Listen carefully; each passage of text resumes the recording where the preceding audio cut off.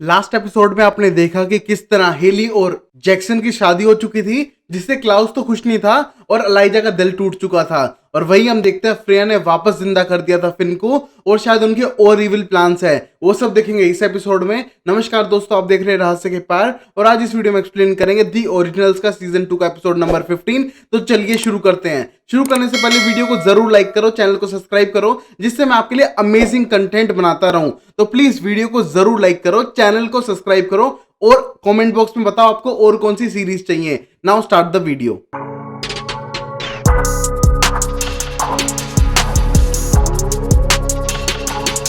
हम पहले सीन में रेबेका को देखते हैं, जो मार्केट के अंदर थी और कुछ खरीदने गई है और कॉन्फ्रेंस कॉल पे बात कर रही है अपने भाई क्लाउस से और एलाइजा से, जहां पर क्लाउस बताता है कि उसको फिन को मारने के लिए एलाइजा की हेल्प चाहिए, और वो क्यों फ्रेंच क्वार्टर छोड़ के जा चुका है नदी पार रहने के लिए, जहां पर मार्शल रहता है। और तभी एलाइजा बोलता है वो एलाइज कलेक्ट करने के लिए गया है, बट हम देखते हैं क्लाउस उस पर टोंट मारता है क्योंकि हेली के हस्बैंड से वो दूर रहना चाहता है, इसलिए गया है। बट एलाइजा साफ मना कर चुका था और बोलता है कि मुझे डाल लिया और बाकी फ्यूचर में आने वाले खतरों से बचने के लिए अपने न्यू एलाइज और फ्रेंड्स बनाने हैं, इसलिए मैं यहां पर हूं। और तभी हम देखते हैं उस टाइम पे रेबेका उन दोनों को शांत कराती है और फोन कट करती है और देखती है कि कुछ लोग उसे घूरने लग रहे हैं। तभी हम देखते हैं कुछ लोग उसे जानबूझ के टकराते हैं और उसका पीछा करने लगते हैं। हम देखते हैं रेबेका डरते हुए भागने लगती है और भाग के एक गली के कॉर्नर पे आ जाती है। तभी हम देखते हैं दो बंदे उसे घेर लेते हैं और रेबेका उन्हें जानती भी नहीं है, बट तभी हम देखते हैं वो रेबेका को बोलते हैं कि हम तुम्हें किसी और को हार्म करने नहीं देंगे। बट तभी रेबेका सोचती है उसने किसी को हार्म नहीं किया है और ये जानते भी नहीं है कि वो रियल में कौन है।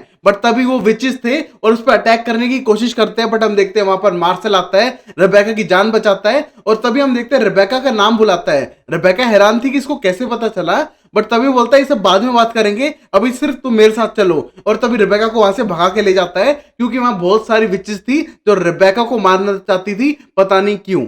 अब फिर वही हम अगले सीन में क्लाउस को देखते हैं, जो प्लान बनाता है और जैक्सन को बोलता है कि उसके वेयरवुल्फ को भेज दो फिन को ढूंढने के लिए, ऊपर से जो हमारी बहन फ्रेया है उसको भी ढूंढने के लिए, क्योंकि हमें पता लगाना पड़ेगा वरना होप पे प्रॉब्लम्स आ सकती हैं और तुम ऐसा करोगे जैक्सन। बट तभी जैक्सन साफ मना करता है और बोलता है कि वो उसका नौकर नहीं है और ये उसकी मर्जी है और बच्ची के लिए सेफ होगा कि वेयरवुल्व्स के आसपास रहें। बट तभी हम देखते हैं हेली क्लाउस का साथ देते हुए बोलती है कि वो किसी ना किसी तरह अटैक कर ही सकते हैं, जो इतने बड़े एक्सप्लोजन से बच के भाग गया है तो वो कुछ भी कर सकता है और ढूंढना बेटर रहेगा। और तभी हम देखते हैं हेली के कहने पे वो भेज देता है वेयरवुल्फ को ढूंढने के लिए, बट वो क्लाउस से साफ मना करता है कि वो किसी की भी ऑर्डर को नहीं मानेगा जो क्लाउस देगा। अब फिर जैक्सन अपने वफादार एडन को बोलता है कि तुम पैक में जाओ और ढूंढो फिन को, क्योंकि वो खतरनाक हो सकता है हमारे लिए। और तभी एडन बोलता है पूरे पैक की जरूरत नहीं पड़ेगी, हम कुछ ही बहुत है क्योंकि हमारे पास अब सुपर वुल्फ जो बन चुके हैं।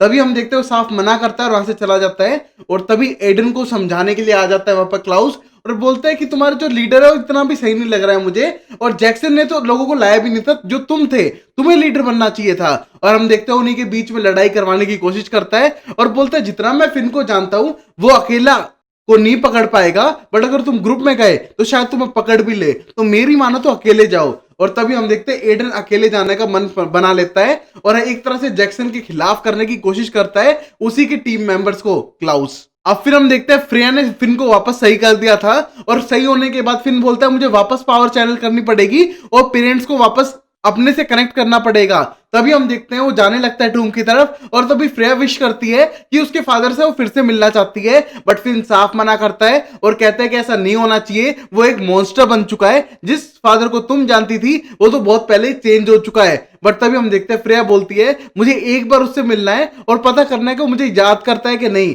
और मुझे नहीं मिलना एस्टर से 1% भी, उसने मुझे छोड़ दिया था और उसने मुझे कभी वापस बुलाने का ट्राई भी नहीं किया, इसलिए मुझे उससे कोई मतलब नहीं है, मुझे सिर्फ मेरे फादर से मिलना है। और तभी हम देखते हैं फिन उसके लिए तैयार भी हो जाता है। फिर हम देखते हैं कि फिन अपनी मदर को उठा के वहां से ले जाता है और फ्रेया उसकी शक्ल तक नहीं देखना चाहती थी और अपने फादर के लिए अपना हाथ काटती है और वो स्पेल स्टार्ट करती है। तभी हम देखते हैं फिन बोलता है जिसको तुम जानती थी वो नहीं है फ्रेया, बट तभी फ्रेया बोलती है कि मेरे फादर थे और मैं इन्हें जानती हूं, तुम जा सकते हो। और तभी हम देखते हैं मैजिक से अपने फादर को वापस उठा देती है अपना ब्लड पिलाकर। तभी हम देखते हैं माइकल उठ तो जाता है बट उसे पहचानता नहीं है और बोलता है विच तुम कौन हो। और तभी हम देखते हैं फ्रेया उसे फादर बुलाती है, बट उस पर यकीन नहीं करता है और बोलते तुम नहीं हो सकती हो क्योंकि तुम 1000 साल पहले ही मर चुकी थी।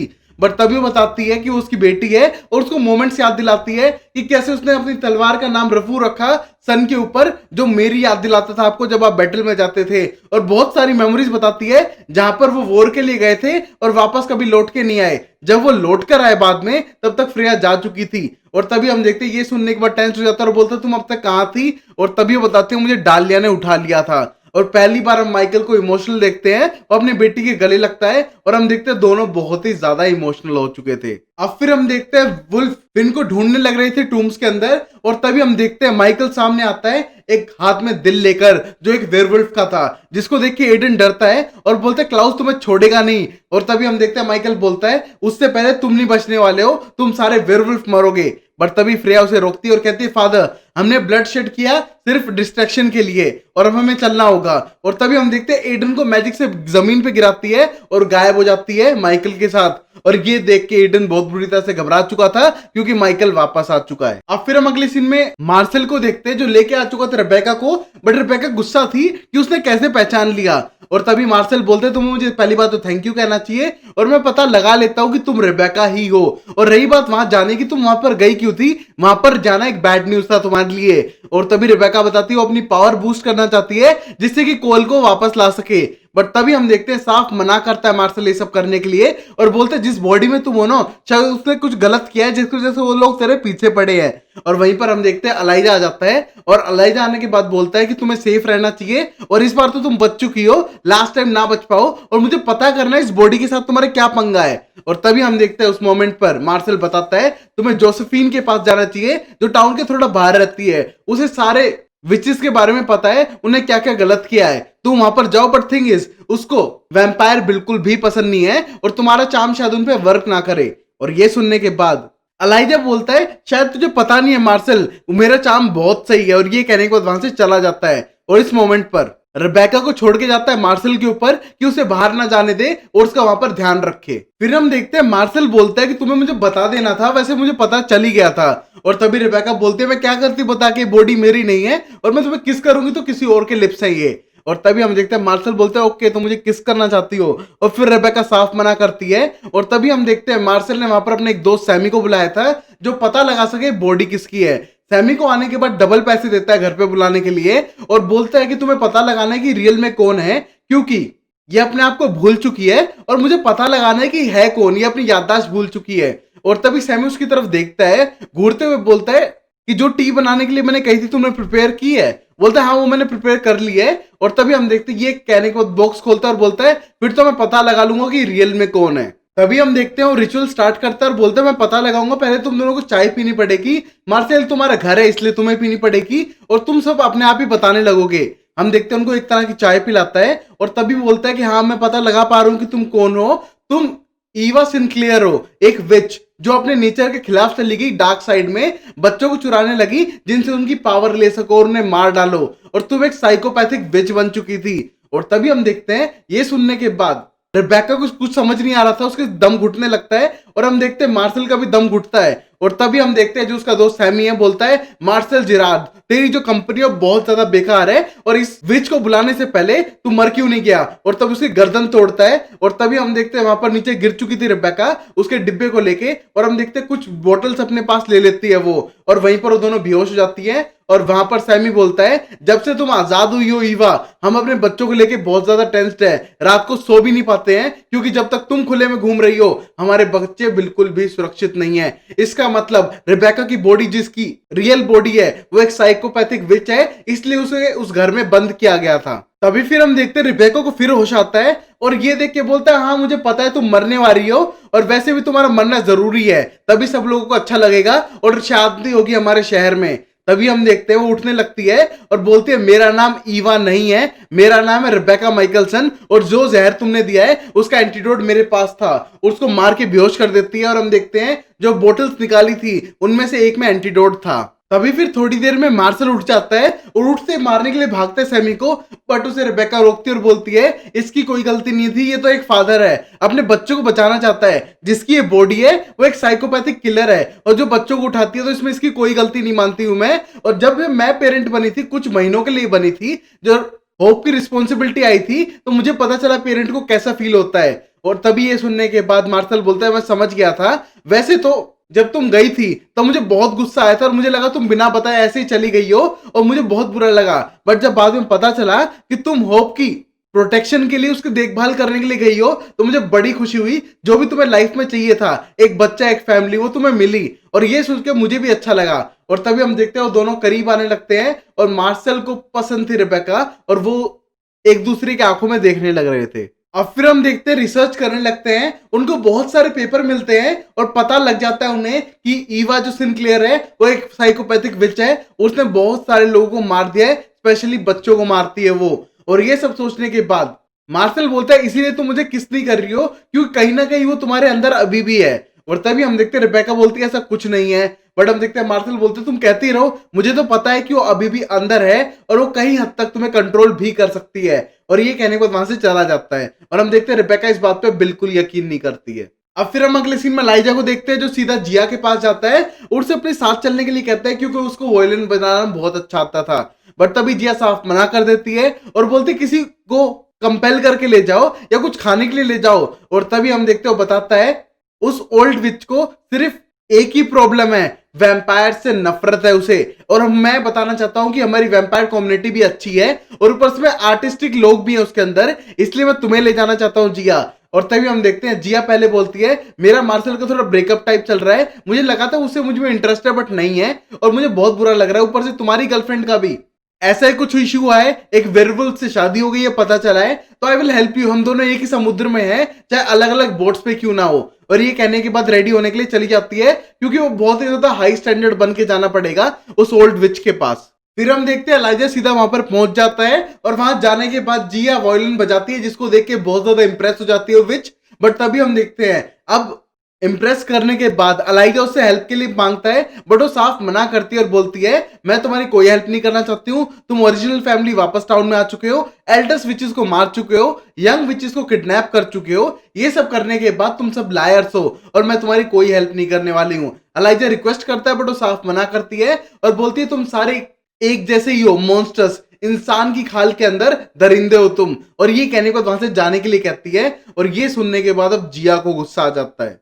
फिर जिया डायरेक्टली बोलती है एलाइजा यहाँ से चलो, ये वुडी नहीं समझने वाली हमारी बात। और तभी हम देखते हैं वो बोलती है कि तुम्हें और कुछ प्ले करना था क्या। और तभी जिया बोलती है जैसा म्यूजिक तुम्हें पसंद है वो मुझे पसंद नहीं है। और तभी हम देखते हैं फिर वो जैज प्ले करने लगती है वायलिन पे और ये देख के इंप्रेस हो चुकी थी विच और बोलती है तुम्हें जैज पसंद है। और तभी अपने हाथ की तरफ देखती है और बोलती है मेरी माँ को पसंद नहीं था एडी साउथ का म्यूजिक, मैं उसे पसंद करती थी। और अपने हाथ की तरफ देखती है जहां पर वो वायलिन नहीं बजा पाती है, उसके हाथ पे चोट लगी हुई है। तभी हम देखते हैं बोलती है मैं बहुत बड़ी फैन थी बट अब मैं कुछ नहीं कर सकती हूँ, बट थिंग इज तुम्हारे अंदर ग्रेट टेस्ट है। और ये कहने के बाद जिया बोलती है मेरे से ज्यादा एलाइजा का है और ऊपर से एलाइजा एक ऐसा बंदा है जिसपे मैं ट्रस्ट कर सकती हूँ जो मैं नॉर्मली किसी पे नहीं ट्रस्ट करती हूँ और आपको भी कर लेना चाहिए। और तभी हम देखते हैं ये सुनने के बाद वो विच मान जाती है और बोलती है अब मैं तुम्हारी बात सुन सकती हूँ मिस्टर एलाइजा, आप बताओ आपको क्या प्रॉब्लम थी। और तभी हम देखते हैं जिया की मदद से हम देखते हैं एलाइजा का काम बन चुका था। अभी हम देखते हैं वो फाइल्स निकालता है और बताता है कि तुम्हें इसे नहीं मारना है और इसे हमारी कस्टडी में देना है। और तभी वो विच देखती है और बोलती है तुम ईवा को बचाना चाहते हो, तुम्हारी मर्जी है, बहुत ही पावरफुल विच है और थोड़ी सैडिस्टिक भी, तो तुम्हें खुद ही संभालना पड़ेगा इसे, बट इसके बदले में हमको बराबर का कोई चाहिए, हमको विंसेंट चाहिए, तुम्हारा भाई फिन उसकी बॉडी के अंदर है, तुम उसे कैसे निकालोगे वो तुम्हारा पंगा है, बट इसके बदले में हमें ये चाहिए। और तभी हम देखते हैं एलाइजा बोलता है चलो ये मेरे हाथ में छोड़ दो और हमें ये डील डन करनी है और हमारे बीच में सुलह हो चुकी है। और तभी हम देखते हैं वो ओल्ड विच मान भी जाती है। तभी फिर हम देखते हैं एलाइजा सीधा फोन करता है अपने भाई क्लाउस को और क्लाउस इस टाइम पे सेमेट्री पे पहुंच चुका था, फोन काटता है और फिन को ढूंढने लगता है और बोलता है मुझे वेयरवुल्फ ने बता दिया है कि तू यहाँ पर आ चुका है और तूने कोई गड़बड़ की होगी। और तभी हम देखते हैं उसे फिन दिखाई देता है और इसको देख के क्लाउस को बहुत गुस्सा आता है। तब फिर हम देखते हैं उन दोनों के बीच में लड़ाई छिड़ चुकी थी और यहाँ पर एंसेस्टर्स हेल्प करने लग रहे थे फिन की क्योंकि वो हेट करते हैं क्लाउस से।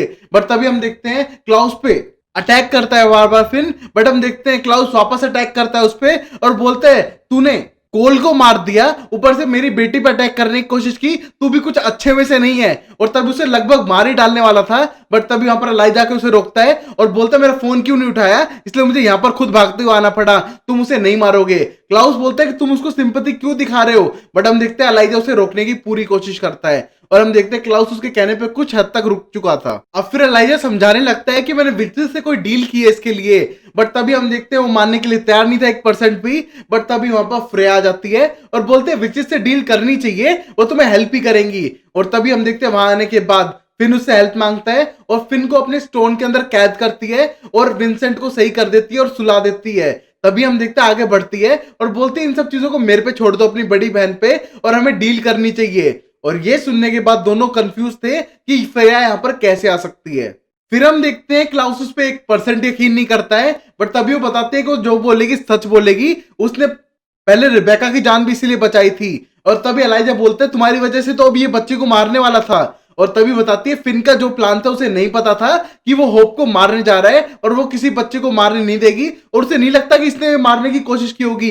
ये मदर थी जिसने इसको पोल्यूट किया है दिमाग के अंदर से, इसको गुमराह कर दिया है, जैसे कि तुम्हें मुझे जिस चीज को भी हमारी मदर ने टच किया है उसे तबाह कर दिया है। और तभी हम देखते हैं इस मोमेंट पे यकीन नहीं करते दोनों भाई, पर तभी वो एक विजन दिखाती है पास्ट का, जहां पर डालिया फ्रेया को जबरदस्ती छीन के ले जाती है एस्टर से, और एस्टर कुछ भी नहीं कर पाती है। पर तभी हम देखते हैं क्लाउस इस बात पे यकीन नहीं करता और बोलता है सब इल्यूजन है, मैं तुम पे यकीन नहीं करता हूं। फिर फ्रेया बताती है कि डालिया उठ चुकी है क्योंकि मैं भी उठ चुकी हूं, तो और वो हंट करते हुए आएगी तुम्हारी बच्ची के पीछे। जैसे ही उसके अंदर से वो मैजिक निकलना शुरू होगा वो उसे समझ लेगी और वो तुम्हारे बच्चे के पीछे आएगी और जो भी रास्ते में आएगा उन सबको खत्म कर देगी। इससे पहले हमको उसको खत्म करना ही होगा। और तभी हम देखते हैं क्लाउस उसकी बात पे बिल्कुल यकीन नहीं करता है, और तभी फ्रेया समझाने की कोशिश करती है डालिया बहुत पावरफुल है, उससे हमको लड़ना होगा, और तुम्हें नहीं पता मुझे कितना टाइम लगा उससे बच के भागने के लिए, और मैं उसके साथ कभी रहना नहीं चाहती थी, और वो अभी भी पीछा करके आएगी हमें मारने के लिए। और तभी हम देखते हैं यकीन नहीं करता क्लाउस उस पे, और तभी एलाइजा बोलते हैं कि हम क्या कर सकते हैं उसके लिए। और तभी फ्रेया बताती है कुछ सामान चाहिएगा उसको मारने के लिए जो माइकल लाने के लिए गया है। और माइकल का नाम सुनते क्लाउस बोलता है तुमने उससे हेल्प ली है जो मुझे मारना चाहता है और मेरी बच्ची को भी। और ये कहने को गुस्से में वहां से भाग जाता है, बट हम देखते हैं एलाइजा उसकी बात पे यकीन करता है, और तभी एलाइजा को थैंक्स बोलती है उसके यकीन करने के लिए। बट तभी एलाइजा साफ करता है वो उसके आइडेंटिटी पे यकीन करता है कि वो उसकी बहन है, बट उस पर बिलीव नहीं करता है। और तभी फ्रेया बोलती है वो यकीन कराने के लिए कुछ ट्रस्टवर्दी काम करेगी, फिर उनको ट्रस्ट हो जाएगा। और ये कहने के बाद वहां से चली जाती है। अब फिर वही अगले मोमेंट पे हम देखते हैं होप बहुत ज्यादा रोने लग रही थी और हेली से चुप ही नहीं हो पा रही है। और उसी मोमेंट पे हम देखते हैं वहां पर जैक्सन आ जाता है और बताता है कि उनका दोस्त एक जेरिक मर चुका है, एडन वापस आ चुका है, और एडन ने सही फैसला लिया वरना सब मर सकते थे। और तभी हम देखते हैं होप को गोदी में ले लेता है, और हम देखते हैं होप शांत भी हो जाती है और सो जाती है। और ये देख के हेली बहुत ज्यादा खुश थी कि जैक्सन बच्चे को बहुत अच्छे से संभाल पा रहा है। और तभी हम देखते हैं बच्चे को सुलाने के बाद हम देखते हैं जैक्सन और हेली बहुत ही ज्यादा इंटीमेट हो जाते हैं। अब फिर हम देखते हैं कि वापस आ चुका था क्लाउस, और हम देखते हैं वो हेली से मिलता है और होप को देखता है सोते हुए। और तभी हेली बोलती है कि ये तो जैक्सन ने सुला दी वरना रो रही थी। और तभी बाहर आके बात करने लगते हैं और बोलता है कि फिर हमारी अब प्रॉब्लम नहीं है, बट थिंग इज माइकल बाहर निकल चुका है और वो हमारी बच्ची के लिए थ्रेट बन सकता है। मैं चाहता हूं कि तुम वेयरवुल्फ को ऑर्डर करो, उसे ढूंढ के लाए और पकड़े। और तभी हेली साफ मना करती है और बोलती है आज हमारा एक बंदा मर चुका है और फिर से वो ऐसा कुछ नहीं करने वाली है। माइकल तुम्हारे लिए दुश्मन है, होप को बचाने के लिए सारे वेयरवुल्फ के पैक यहीं पर हैं और मैं भी यहीं पर हूं। वो होप को कुछ नहीं करेगा, तुम्हें अपने लिए प्रोटेक्शन चाहिए ना, वो यहाँ नहीं मिलने वाली है। और तभी हम देखते हैं क्लाउस बोलता है मेरे घर में रह के मेरी नहीं चलने दोगे तुम। और तभी साफ मना कर देती है हेली और बोलती है अगली बार से ऐसा कुछ भी ब्लेम मत करना, मुझे और होप को लास्ट टाइम देखोगे इस घर में अगर तुमने कोई और बकवास करी तो, और लास्ट टाइम होगा। और ये वॉर्न करके चली जाती है और हम देखते हैं क्लाउस कुछ भी नहीं कर पाता है। अब फिर हम देखते हैं एलाइजा को जो वापस आ चुका था जिया के साथ, और हम देखते हैं दोनों बैठ के बियर ड्रिंक करते हुए बात करने लगते हैं कि वो विच मानने ही नहीं वाली थी। और तब एलाइजा बोलता है बिल्कुल नहीं मानती, अगर तुम साथ नहीं जाती और वॉयलेंट प्ले नहीं करती तो बिल्कुल भी नहीं मानने वाली थी। थैंक्स जिया तुम्हें तेरी हेल्प के लिए। और तभी हम देखते हैं दोनों बैठ जाते हैं और हम देखते हैं जिया इंटरेस्ट लेने लग रही है एलाइजा में, और हम देखते हैं एलाइजा बात समझता है और वो दोनों इंटीमेट हो जाते हैं। अगले सीन में हम हेली को देखते हैं जो जैक्सन के साथ सो रही है, उनके बीच में होप है जो जगी हुई है इस टाइम पर। अगले सीन में हम फिर देखते हैं रेबेका को कंबल उठा के जाता है क्योंकि वो सोने लग रही थी सोफा पे। और वहीं हम देखते हैं अगले सीन में क्लाउस को जो एडन को भड़काने लग रहा है जैक्सन के खिलाफ और कह रहा था कि तू ज्यादा बेटर लीडर बनेगा और तुझे मुझे लीडर बनाने की जरूरत है। और तभी हम देखते हैं जैक्सन बोलते हैं तुझे क्या चाहिए क्लाउस, और तभी क्लाउस बोलता है मुझे कुछ नहीं चाहिए, बस मेरी बेटी को प्रोटेक्शन देते रहो, मुझे कोई मतलब नहीं है, मुझे लगता है कि तुम्हारे अंदर वो क्वालिटी है। और तभी हम देखते हैं जैक्सन के खिलाफ भड़का रहा था एडन को। और फिर हम देखते हैं लास्ट सीन में रिबेका को, हम देखते हैं कि एक लड़का लड़की किस कर रहे थे, टीनेजर्स, और हम देखते हैं वहां पर एक परछाई आती है जो कोई और नहीं रिबेका थी। तभी हम देखते हैं बोलती है रात को बच्चों को बाहर नहीं निकलना चाहिए, पता नहीं कोई भूत, कोई गॉब्लिन या फिर ईवा सिनक्लेयर ना आ जाए। और तभी हम देखते हैं ये ईवा है रिबेका के अंदर की जो रियल बॉडी है वो। और तभी हम देखते हैं एक बच्चे का गला काटती है, दूसरे को पकड़ती है और बोलती है तुम्हें नहीं मारूंगी, तुम्हारी पूरी पावर एब्जॉर्ब करूंगी और फिर मारूंगी। और हमें पता चलता है कि रिबेका के अंदर जो विच है वो इतनी पावरफुल है कि वो बार बार बाहर आ पा रही है रिबेका को बिना बताए। तो ये सब देखेंगे अगले एपिसोड में, तब तक के लिए लाइक शेयर सब्सक्राइब करो। मिलते हैं अगली वीडियो में, take care, bye bye, sayonara and please subscribe the channel भाइयों, बाय।